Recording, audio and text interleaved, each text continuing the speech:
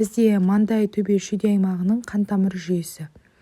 Ең бірінші маңдай және төбе шүйде аймақтарын бізде көбіне ұйқы артерияларының тармақтары қандандырады. Мысалға, мынау маңдай бөлігінде артерия супратрахеалис, артерия супраорбиталис және артерия инфратрахеалис деген тармақтар бар. Бұл тармақтар бізде ішкі ұйқы артериясы, ішкі ұйқы артериясы, осыдан көз артериясы деген тармақталады. Артерия офтальматика, соның тармақшалары осы маңдайды қандандырады екен. Сонымен қатар ішкі ұйқы артериясы бізде миға барып, миды қандандырады көбіне. Одан кейінгі бізде